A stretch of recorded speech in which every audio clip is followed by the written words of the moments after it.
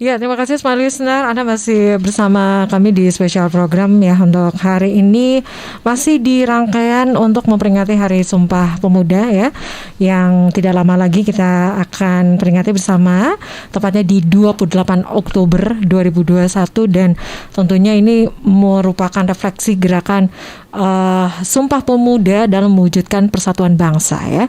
Dan untuk rangkaian Sumpah Pemuda sendiri, smart listeners, P3E Sulawesi Maluku ini juga mempunyai tema khusus gitu ya Pak ya untuk tahun ini ya. Benar Pak? Iya. Tema benar. khususnya itu adalah Sumpah Pemuda Merekah di Dada. Ini kalau kata-kata merekah ini saya ingatnya seperti anak muda atau gadis yang merekah gitu ya. Mekar gitu ya. Ini memaknainya seperti apa nih Pak Dar? Iya. Itu kita angkat terinspirasi dari kalau kita lihat ada tanaman kecil, sangat kecil, yang tumbuh dari celah-celah bebatuan. Kalau dilihat tanaman itu sangat-sangat lemah, sangat rentan, ya. Berjalan seiring dengan waktu, tanaman yang tumbuh dari celah bebatuan itu makin lama makin besar, makin subur, dan akhirnya menjadi pohon dan membelah batu yang tadinya dia berada di celah bebatuan itu. Nah, terinspirasi dari sini kami berpikir demikian jugalah pemuda. Pemuda, orang sering melihatnya, dia bisa apa sih? Dia itu taunya apa sih? Ya seperti tadi tanaman yang berada di celah batu itu. Tetapi ketika dia merekah, dia tumbuh mekar, ya, maka dia akan menjadi sebuah pohon yang besar. Nah, Sumpah Pemuda ini diharapkan bisa merekah di dada kita juga. Jadi sesuatu yang mungkin karena berlalunya waktu juga menjadi sesuatu yang samar-samar, sayup-sayup, dan hampir tidak terlalu banyak didiskusikan, dibicarakan kecuali pada peringatannya. Tetapi kalau itu kita sirami, kita tumbuhkan, ya, maka dia akan merekah di dada kita dan menjadikan kita seorang pemuda yang tumbuh, ya, tangguh seperti pohon tadi, yang sewaktu dia masih kecil orang meremehkannya, tetapi ketika dia besar maka dia bisa beri manfaat, minimal tempat orang berteduh. Kalau ada buahnya bisa dimakan orang, oksigennya bisa dihirup oleh orang. Sehingga yuk kita tumbuhkan semangat Sumpah Pemuda ini merekah di dada kita seperti merekahnya tanaman kecil tadi yang tumbuh dan bisa membelah bebatuan. Teman-teman semua pasti bisa melakukan itu. Oke, wow, ini maknanya sangat dalam ya Pak Dar. Jadi apalagi di tengah pandemi COVID-19 seperti saat ini ya, di tengah situasi yang penuh keterbatasan seperti saat ini, tentunya banyak hal-hal ya yang bisa kita lakukan untuk bisa tetap survive ya. Ini khususnya untuk pemuda-pemuda milenial ya. Pak Dar, kalau kita lihat juga nih saat ini ya, kalau P3E ini kan memang concernnya di bagaimana untuk lingkungan ya Pak, untuk melaksanakan pengendalian pembangunan lingkungan hidup. Nah, untuk dalam rangkaian untuk Sumpah ataupun Hari Sumpah Pemuda nanti itu ada kegiatan-kegiatan khusus nggak sih yang dilakukan Pak dari P3E? Apa aja? Jadi dalam rangka Sumpah Pemuda ini kami masuk ke sekolah-sekolah. Ya. Nah, pekan lalu kita di SMA Muhammadiyah Malino. Sana berbagi inspirasi dengan teman-teman di sana. Kemudian insya Allah pekan depan ya kita akan ke SMA 14 ya. Nah, kita masuk ke sekolah-sekolah ke SMA ya. kita punya program Adiwiyata. Adiwiyata itu adalah sekolah berbudaya lingkungan. Nah, ini penggeraknya adalah siswa itu sendiri. Di situ memang ada guru, ada apa, tetapi pelaku utama adalah pemuda-pemuda. Sehingga kami dalam rangka Hari Sumpah Pemuda ini, kami giatkan kembali bagaimana sekolah berbudaya lingkungan itu. Jadi green school, sekolah yang berbudaya lingkungan. Kita masuk ke kampus-kampus, ya, green campus, ya, dan itu semua yang menggerakkan itu semua adalah anak-anak muda. Kami hanya pemantik saja, ya, hanya memfasilitasi saja supaya bisa bergerak. Tapi yang bergerak selama ini dan akan terus bergerak adalah pemuda-pemuda. Itulah sebabnya dengan semangat tadi bahwa bangkit, bersatu, bangkit dan tumbuh, itu kita hidupkan. Nah, kalau kita lihat, ya, Sumpah Pemuda itu yang pertama adalah bertumpah darah yang satu, ya, tanah air Indonesia, ya. Jadi kami putra-putri Indonesia mengaku bertumpah darah yang satu, tanah air Indonesia. Ya, ini gimana nih untuk menjaga semangatnya tetap ada, begitu, Pak? Kata tanah air itu lingkungan hidup dan kehutanan banget, ya. Kalau ketika kita bicara tanah dan air, itu kita bicara lingkungan dan hutan, ya.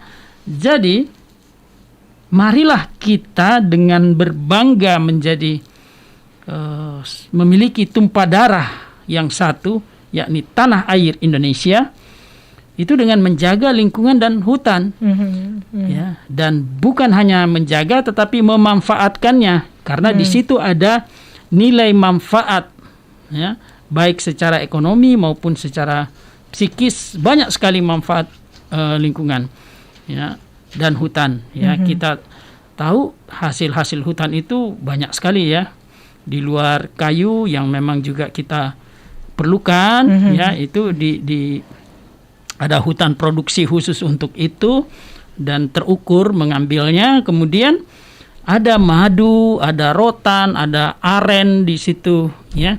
Dan sekarang juga lagi berkembang di hutan itu adalah forest healing, ya, healing di hutan, ya, coaching di hutan, ya, forest coaching. Kemarin saya bersama teman-teman di Eco Camp Bandung. Di Bandung ada namanya Eco Camp. Itu seru itu, Pak, ya? Iya, seru sekali. Kita bikin kegiatan outdoor, Pak, ya. Outdoor forest healing di Taman Hutan Raya Juanda, Bandung. Taman Hutan Raya Juanda, Bandung. Dan itu menarik sekali. Kenapa? Karena ketika kita berada di alam, di hutan itu, dan kita terkoneksi dengan suara-suaranya, ya, dengan udaranya yang bersih, kemudian kita melihat pepohonan-pepohonan. Nah, itu kita terrecover kondisi kita. Nah, sehingga ini ceritanya sampai ke sana. Intinya adalah sumpah yang pertama, kami putra dan putri Indonesia mengaku bertumpah darah yang satu, tanah air Indonesia. Dan tanah air Indonesia itu adalah lingkungan dan hutannya, serta kita semua manusia yang mengelolanya menjadi satu kesatuan di situ. Ya, saya kira banyak hal-hal dan kami masuk di situ, ya, di pemudanya. Ya. Saya kira banyak hal-hal yang simple begitu, ya, Pak. Bagaimana yang simple, yang bisa kita lakukan ini sebagai bukti nyata bahwa kita memang care, peduli terhadap lingkungan, tanah dan air. Ya.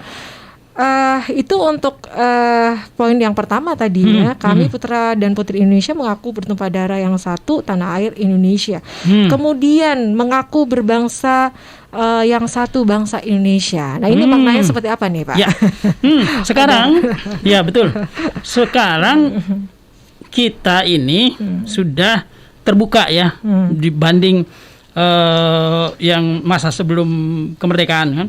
Kita sudah terbuka dan semangat mendunia, semangat global itu, internasionalisme biasa disebut juga, itu sudah merasuk kemana-mana. Nah itu sesuatu yang bagus karena kita merasa bukan hidup dan tinggal sendiri, tetapi kita bagian dari warga dunia. Ya, kita bagian dari warga dunia dan kita toleransi kepada bangsa manapun, ya, dimanapun berada di sudut-sudut dunia ini. Ya, ketika ada sesuatu yang terjajah, ada yang terzalimi, Indonesia selalu turun tangan di sana. Ya. Namun kita tidak meninggalkan satu hal yang menjadi basis kita adalah kebangsaan, nasionalisme kita.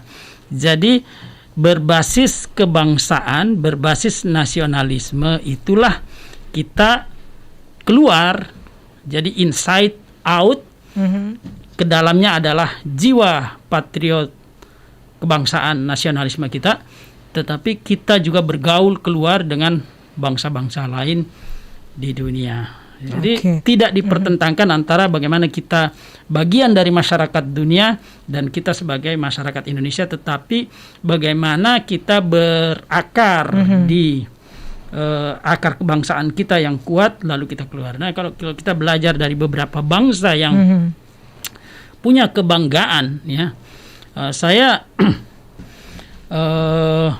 beberapa waktu yang lalu saya cerita pergi ke satu negara. Ya, apa yang bisa ke pasarnya, nggak perlu saya sebut negara mana.